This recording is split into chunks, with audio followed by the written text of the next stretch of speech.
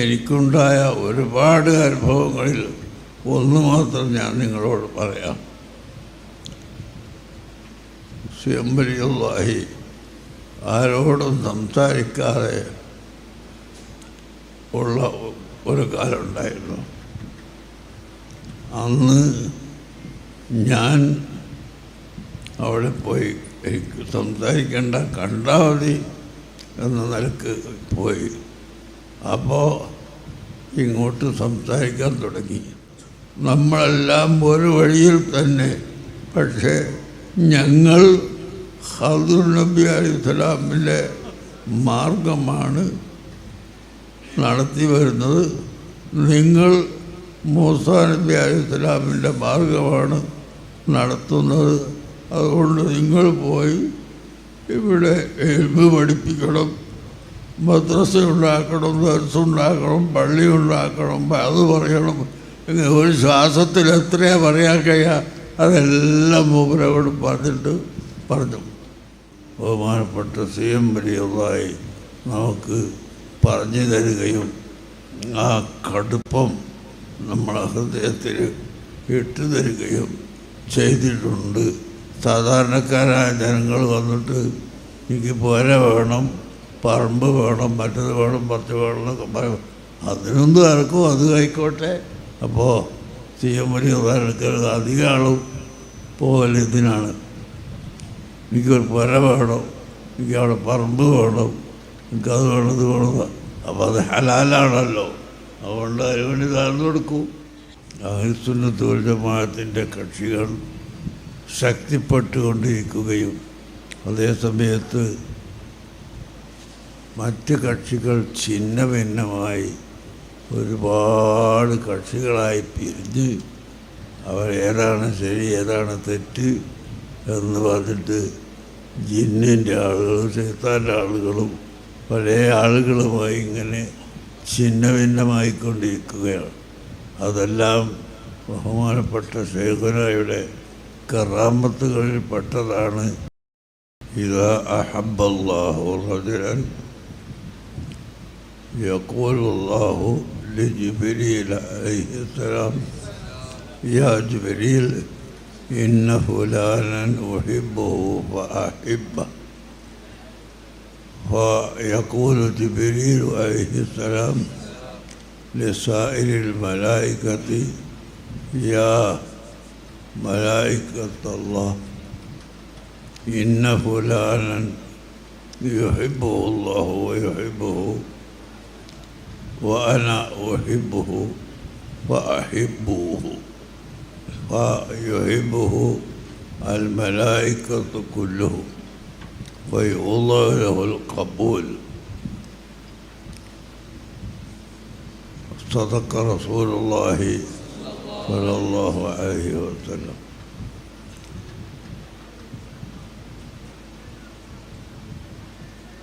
അല്ലാഹു സുബ്ഹാനഹു വ തആല വിശുദ്ധ ഖുർആനിൽ നമ്മെ പഠിപ്പിച്ച ആയത്താണ് ഇന്നല്ലദീന ആമനു വഅമിലു സ്വാലിഹാത്തി. യഥാർത്ഥ വിശ്വാസവും യഥാർത്ഥ സൽക്കർമ്മവും ഉള്ള ആളുകൾ സയജഅലു ലഹുമുർ റഹ്മാനു വദ്ദ. റഹ്മാനായ അള്ളാഹു അവർക്ക് പ്രിയത്തെ ആക്കും. ആരുടെ പ്രിയം, എവിടെ പ്രിയം എന്നൊന്നും ഇവിടെ പറഞ്ഞിട്ടില്ല. ബഹുമാനപ്പെട്ട ഖുത്ബുൽ അഖ്താബ് മുഹയ്യിദ്ദീൻ ശൈഖ് റളിയല്ലാഹു അൻഹുവിൻ്റെ മദ്ഹ് പറയുന്ന മുഹയ്യിദ്ദീൻ മാലയിൽ ഒരു വരി ആകാശത്തും മേലും ഭൂമിക്ക് താഴെയും അവരെ കൊടി നീളം അത്തിരമുള്ളവർ എന്ന് നിങ്ങൾക്ക് കേട്ടിട്ടുണ്ടാകും. മുഹയ്യിദ്ദീൻ ശൈഖ് തങ്ങളുടെ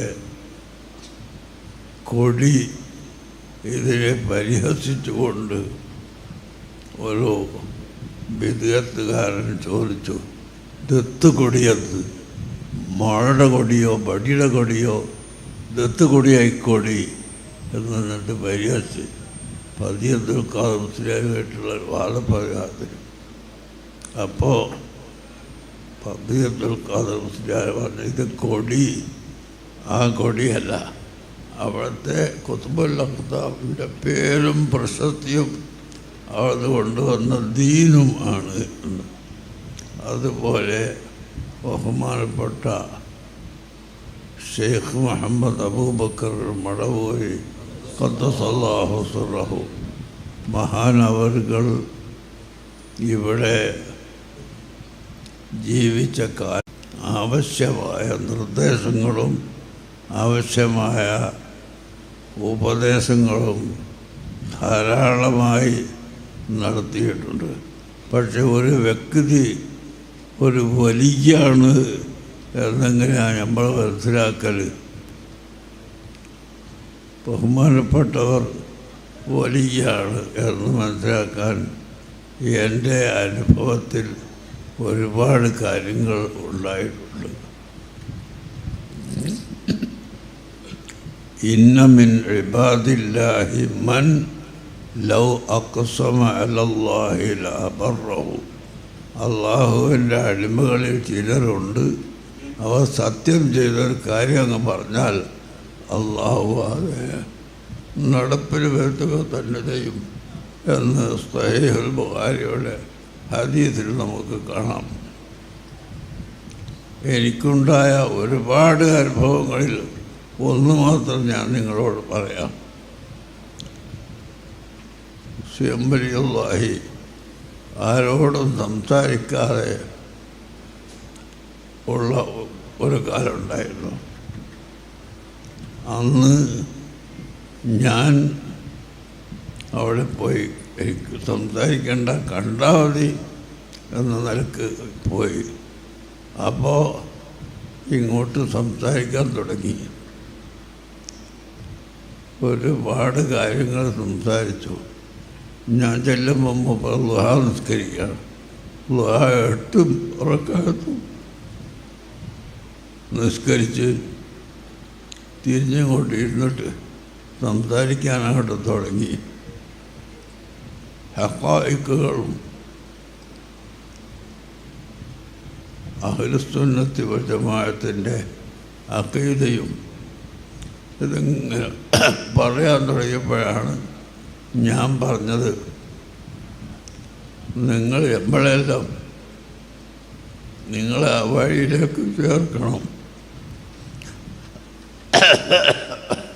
ഞങ്ങളെ വിട്ടുകളയരുത് എന്ന് പറഞ്ഞപ്പോഴാണ് പറഞ്ഞത്, നമ്മളെല്ലാം ഒരു വഴിയിൽ തന്നെ, പക്ഷേ ഞങ്ങൾ ഖദർ നബി അലൈഹിസ്സലാമിൻ്റെ മാർഗമാണ് നടത്തി വരുന്നത്, നിങ്ങൾ മൂസാ നബി അലൈഹിസ്സലാമിൻ്റെ മാർഗമാണ് നടത്തുന്നത്. അതുകൊണ്ട് നിങ്ങൾ പോയി ഇവിടെ ഇൽമ് പഠിപ്പിക്കണം, മദ്രസ ഉണ്ടാക്കണം, ദർസ് ഉണ്ടാക്കണം, പള്ളി ഉണ്ടാക്കണം, അത് പറയണം. ഒരു ശ്വാസത്തിൽ എത്രയാണ് പറയാൻ കഴിയുക? അതെല്ലാം മൂപ്പരോട് പറഞ്ഞു. അപ്പം അങ്ങനെ അന്ന് മുതൽ പിന്നെ മൂപ്പർ കുറേ കാലം പിന്നെയും മിണ്ടാത്ത കാലം ഉണ്ടായിരുന്നു. അത് കഴിഞ്ഞ് സംസാരിക്കാനൊക്കെ തുടങ്ങിയപ്പോൾ ഈ പരിസര പ്രദേശത്തൊക്കെ വഴന്നു തുടങ്ങുമ്പോൾ ദുആ ചെയ്യിപ്പിക്കാൻ സിയംവലികളായി കൊണ്ടുവരും. നരിക്കുനി അങ്ങാടിയിൽ ആ വയൽ, വലിയ വിശാലമായൊരു വയലുണ്ടായിരുന്നു, ഇപ്പോൾ ഉണ്ടോ എന്ന് എനിക്കറിയില്ല. അവിടെ ഒരു വലിയ വയത് വെച്ച് ഞാനാണ് വയത് പറയുന്നത്. സിയംവലിയുള്ളാഹിയെ ദ്വാരം കണ്ടുപിടിച്ചു. അങ്ങനെ ആ വയലിൻ്റെ വക്കത്ത് ഖാദറാജി എന്നൊരാളുണ്ടായ ഒരാൾ കൊണ്ടതറിയില്ല, മരിച്ചു. പാലങ്ങാട് എന്ന് പറഞ്ഞ വീട്ടിൻ്റെ പേര്. അവിടെ ഭക്ഷണം കഴിക്കാൻ ഞങ്ങൾ രണ്ടാളും ഒരുമിച്ച് കൂടി. ഭക്ഷണം കഴിച്ചിട്ട് അങ്ങനെ അവിടുന്ന് വയലിൻ്റെ സദസ്സിലേക്ക് കടന്നു വരിക. കടന്നു വന്ന് സ്റ്റേജിൽ കയറി. അപ്പം മൂപ്പർ ഇരിക്കുന്നില്ല, സ്റ്റേജിൽ ഇങ്ങനെ നിൽക്കുക. ഒരാളെ വെച്ചിട്ട് മേശപ്പുറത്ത് ഫ്ലാസ്ക്, ഗ്ലാസ് ഇതൊക്കെ വെച്ചിട്ടുണ്ടായിരുന്നു. അതെടുക്കാൻ പറഞ്ഞു. ഫ്ലാസ്ക് എടുത്ത് തന്നെ എല്ലാം എടുപ്പിച്ച്. അങ്ങനെ മദീന മുനവ്വറയിലെ റൗള ഷരീഫിൻ്റെ ഫോട്ടോ ഉള്ള ഒരു മുസല്ല ആ മേസമ്പൽ വിരിച്ചിട്ട് അതിൻ്റെ മുകളിലായിരുന്നു ഈ ഫ്ലാക്സും ക്ലാസ്സും ഒക്കെ വെച്ചത്. ഉടനെ പറഞ്ഞത് റസൂലുള്ളാഹിൻ്റെ റൗള ഷരീഫിൻ്റെ സൂറത്താണ്, അത് നിങ്ങൾക്ക് ഫ്ലാസ്കും ഗ്ലാസും വെക്കാനുള്ളതല്ല എന്ന് പറഞ്ഞ് ദേഷ്യപ്പെട്ടുകൊണ്ട് പെട്ടെന്ന് അവരോട് കാതുറാജിനെ വെച്ചിട്ട് പറഞ്ഞു ഒരു സാധാരണ വിരിപ്പെടുത്ത് കൊണ്ടുവന്ന് പറഞ്ഞു.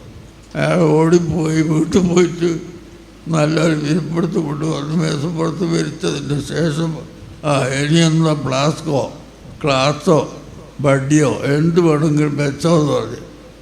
അങ്ങനെ ഞാൻ അത് പറഞ്ഞു. ശൈഖുന അത് കേട്ട് അവിടെ ഇരുന്ന് പോയില്ല. 2 മണിക്കൂറിലധികം ഞാൻ വയത് പറഞ്ഞു. അന്ന് വയത് പറയുമ്പോൾ എനിക്ക് വല്ലാത്ത വിയർപ്പാണ്. വല്ലാത്ത വിയർപ്പ് എന്ന് പറഞ്ഞാൽ കുപ്പായവും ഒക്കെ നനഞ്ഞ് ഇങ്ങനെ പിഴിഞ്ഞാൽ വിയർപ്പ് ഇങ്ങനെ പിഴിഞ്ഞാൽ വെള്ളം വീഴുന്നതുപോലെ വരും. അതുകൊണ്ട് ഞാൻ തലയെക്കെട്ട് കെട്ടി ദുആ കഴിഞ്ഞാൽ തലയെക്കെട്ടെടുത്ത് മേശപ്പുറത്ത് വെക്കും. എന്നിട്ടാണ് വയത് പറയുക.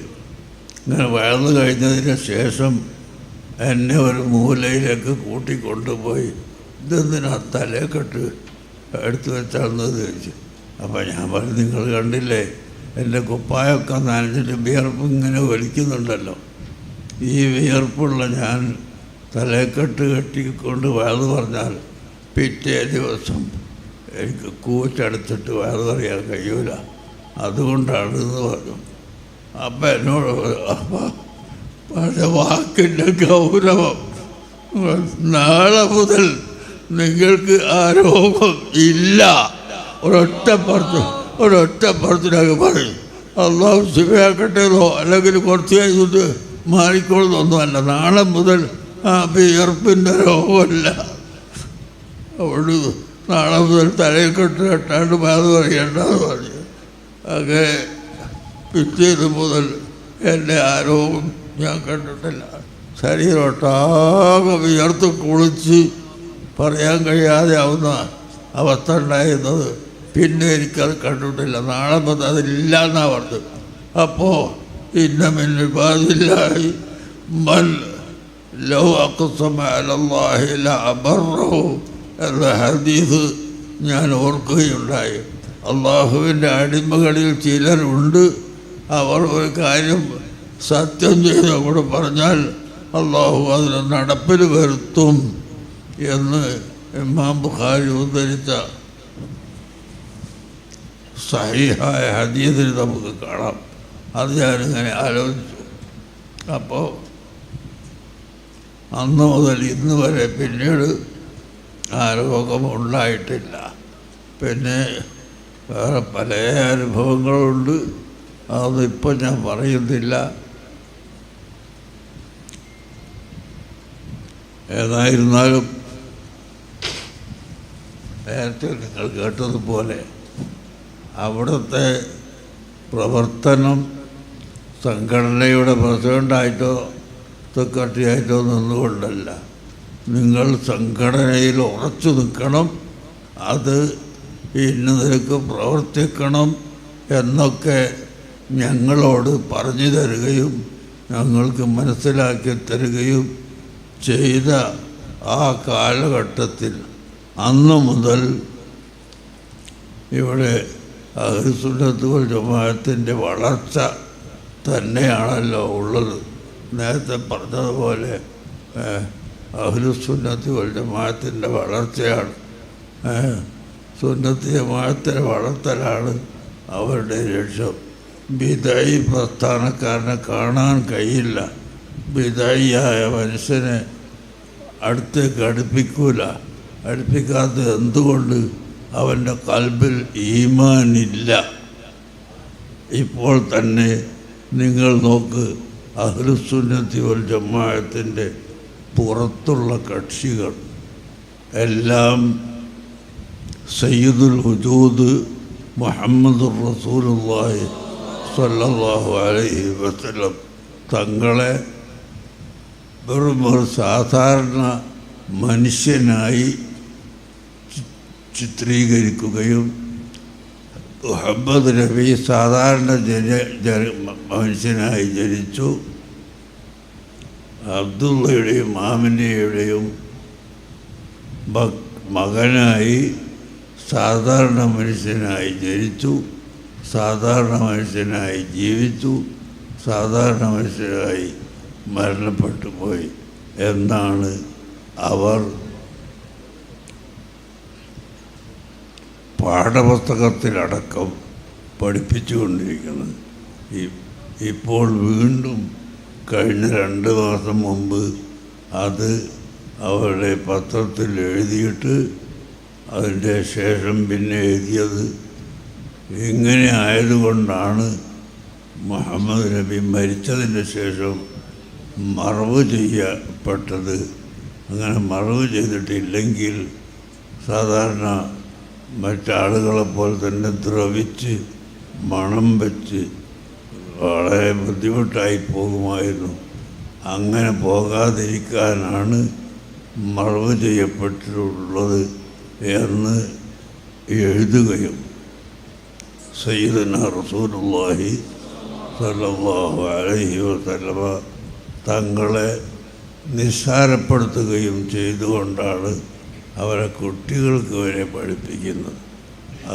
അങ്ങനത്തെ കക്ഷികളോട് വലിയ വെറുപ്പ് കാണിക്കണം എന്ന് ഖുർആനും ഹദീസും എല്ലാം നമുക്ക് തെളിവുള്ളത് ബഹുമാനപ്പെട്ട CM വലിയതായി നമുക്ക് പറഞ്ഞു തരികയും ആ കടുപ്പം നമ്മളെ ഹൃദയത്തിൽ ഇട്ടു തരികയും ചെയ്തിട്ടുണ്ട്. സാധാരണക്കാരായ ജനങ്ങൾ വന്നിട്ട് എനിക്ക് പുര വേണം, പറമ്പ് വേണം, മറ്റത് വേണം, പറിച്ച് വേണം എന്നൊക്കെ പറയും. അതിനൊന്നും ആർക്കും അത് ആയിക്കോട്ടെ, ഹലാലായ കാര്യമില്ലേ.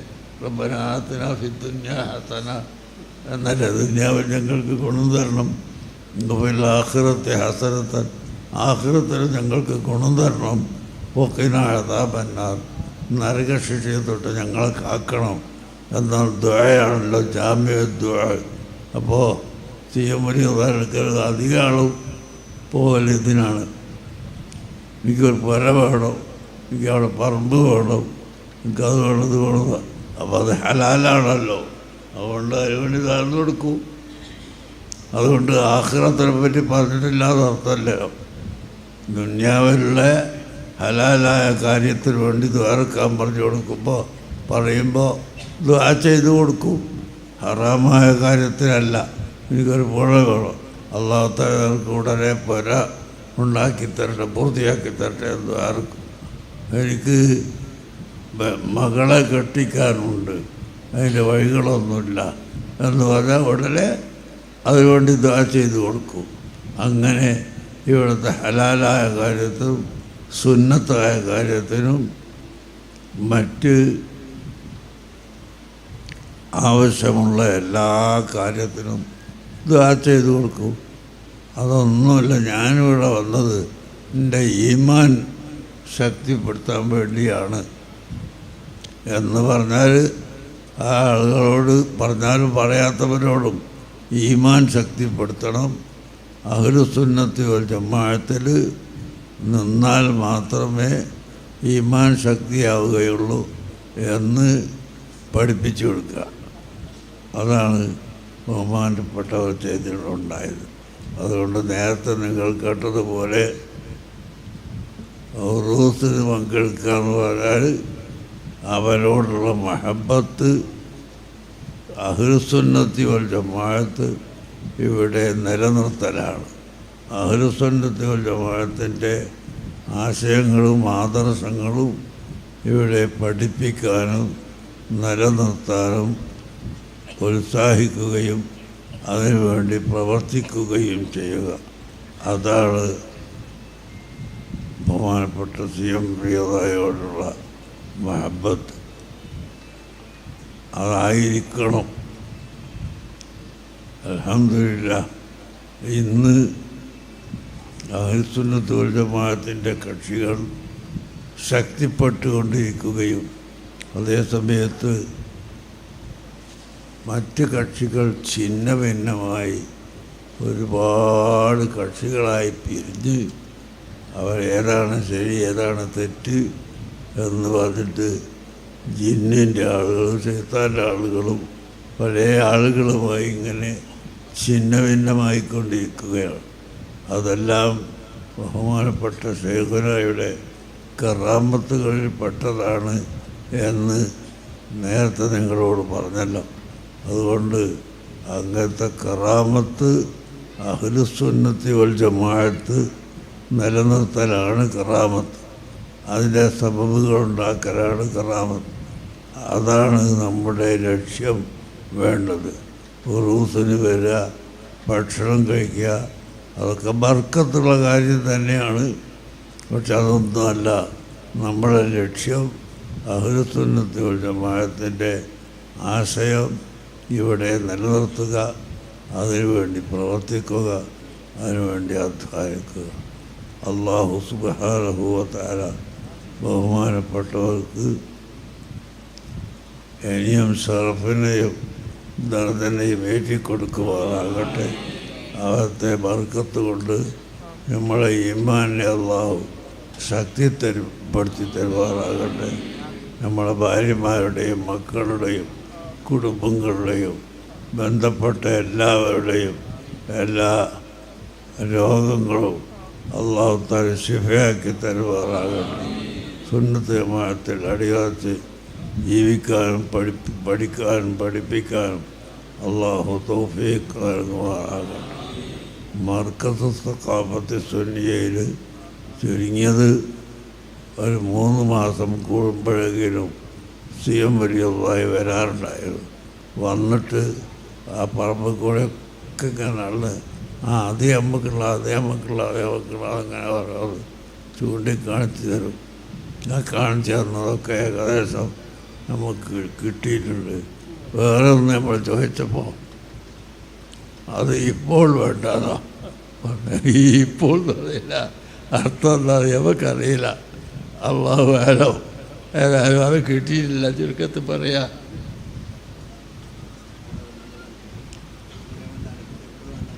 ഇപ്പോൾ എന്നതിൻ്റെ അർത്ഥം എത്രയാ, എത്ര കൊല്ലാന്ന് അള്ളാഹു ആലോ.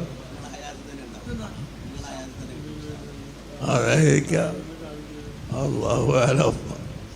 ഏതായാലും അത് ഇപ്പോൾ വേണ്ടാന്ന് പറഞ്ഞ് വേണ്ടാന്ന് പറഞ്ഞ ഇതുവരെ കിട്ടിയിട്ടുമില്ല. അള്ളാഹു തആല അവരുടെ ബർക്കത്ത് കൊണ്ടും